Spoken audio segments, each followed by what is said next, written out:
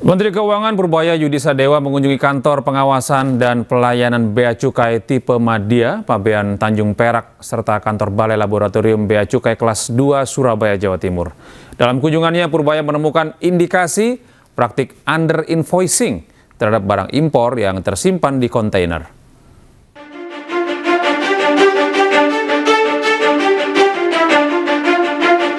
Menteri Keuangan Republik Indonesia Purbaya Yudi Sadewa melakukan kunjungan kerja ke Pelabuhan Tanjung Perak di Surabaya, Jawa Timur. Di sana Purbaya memantau langsung proses pemeriksaan terhadap arus barang impor dengan melakukan pencocokan dokumen pemberitahuan impor barang secara seksama terhadap kondisi fisik barang di lapangan. Dalam kunjungan itu, Purbaya sempat menemukan indikasi praktik under invoicing terhadap barang impor yang tersimpan di kontainer. Menurutnya harga barang yang tertera dalam dokumen jomplang jika dibandingkan dengan harga barang yang sebenarnya di pasaran. Terkait hal itu, Purbaya meminta jajarannya melakukan penelusuran terhadap asal-usul barang impor itu beserta dokumen pendukung lain yang relevan.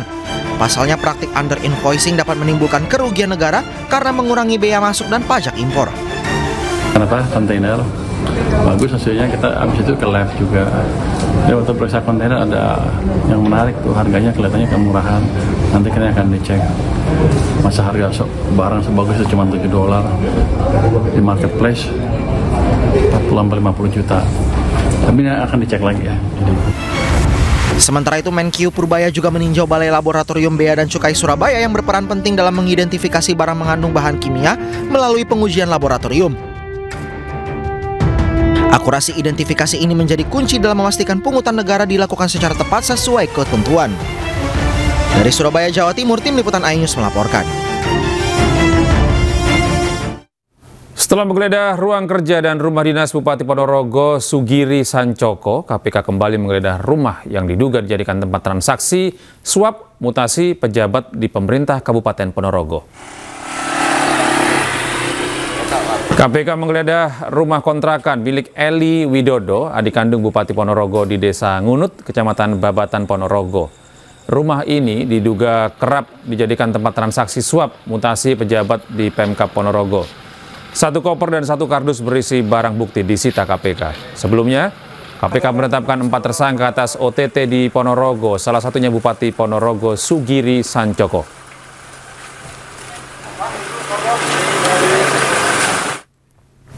Pemirsa, Kejaksaan Negeri menetapkan 2 tersangka baru dalam kasus pengadaan Chromebook di Dinas Pendidikan dan Kebudayaan Lombok Timur.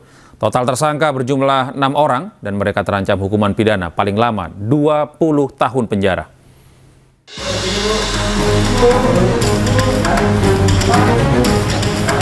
Dua tersangka baru ini merupakan Direktur PT Temprina Media Grafika dan Direktur PT Dinamika Indomedia selaku penyedia proyek Chromebook. Penetapan 2 tersangka ini menambah jumlah tersangka kasus ini menjadi 6 orang. Sebelumnya Kejaksaan telah menahan 4 tersangka. Para tersangka diduga bersekongkol mengatur pemenangan penyedia Chromebook. Hal ini merugikan keuangan negara senilai 9,2 miliar rupiah.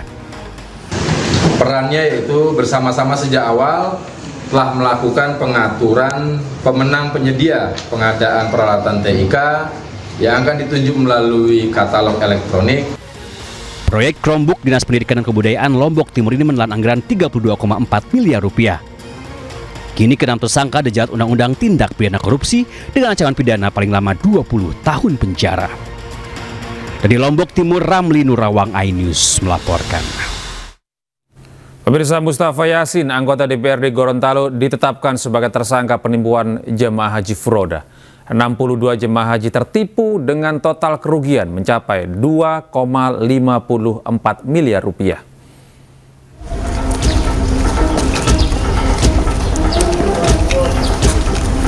Mustafa Yasin, oknum anggota DPRD Provinsi Gorontalo, ditetapkan tersangka melakukan penipuan pemberangkatan haji furoda sejak tahun 2017. Tak tanggung-tanggung, sebanyak 62 jemaah haji ditipu oleh oknum anggota DPRD Gorontalo dengan iming-imingan haji furoda yang murah. Sebelumnya pelaku memberangkatkan para jemaah haji furoda hanya dengan menggunakan visa kerja bukan visa haji. Kasus ini terungkap lantaran adanya laporan dari calon jemaah haji yang gagal menunaikan ibadah haji yang difasilitasi travel pelaku. Sementara itu, total kerugian yang dialami para jamaah haji furoda ini berjumlah 2,54 miliar rupiah. Kasusnya adalah penipuan, penggelapan, dan melanggar pasal 120, 121, Undang-Undang Nomor 8 Tahun 2019 tentang penyelenggaraan haji. Ancaman hukuman 6 tahun, denda 6 miliar. Untuk mempertanggungjawabkan perbuatannya, pelaku terancam hukuman 6 tahun penjara dan denda 6 miliar rupiah.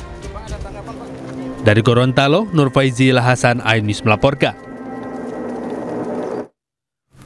Pemirsa, KPK memeriksa ex-direktur pelayanan haji luar negeri Kementerian Agama, Subhan Khalid, terkait kasus dugaan korupsi kuota haji 2024.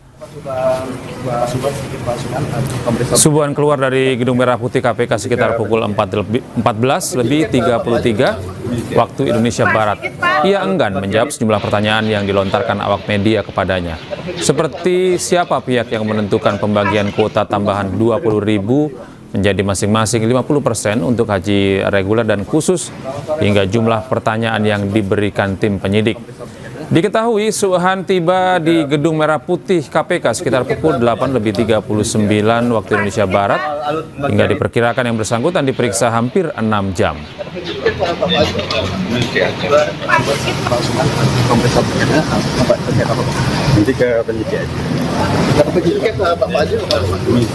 Pak, ada berapa pertanyaan Pak dari penyidik, Pak? Pemirsa, ada momen unik saat pembahasan RUU Hak Cipta di DPR. Rapat yang mengundang sejumlah penyanyi dan juga musisi ini malah jadi ajang request lagu. Pernahkah kau sadari akulah yang kau sakiti? Suara sejumlah musisi bergema dalam rapat dengar pendapat di DPR RI. Di depan anggota Dewan, mereka menyampaikan masukan atas RUU Hak Cipta yang hingga kini masih digodok. Permintaan Bapak Ibu Balek, Mas Ariel satu bait lagu. Silakan dulu Mas Ariel. Salah satu musisi yang hadir adalah Nazril Ilham atau yang dikenal dengan Ariel Noah. Anggota Dewan memintanya untuk sumbang suara sebelum paparan. Dengarlah aku, suara hati ini memanggil namamu. Tidak hanya itu, di depan anggota Dewan, Ariel juga meminta RUU Hak Cipta memperjelas praktik direct licensing.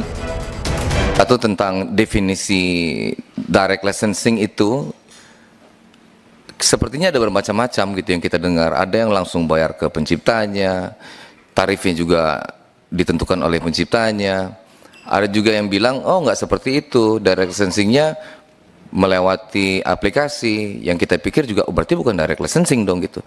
Jadi itu semua membuat pelaku, kita sebagai pelaku istilahnya pengguna lagu jadi bingung. Jadi sebetulnya seperti apa? Aku menantinya. Selain Judika dan Ariel, rapat ini juga dihadiri oleh musisi lain seperti Fadli dan Iyu Padi dan Arman Maulana.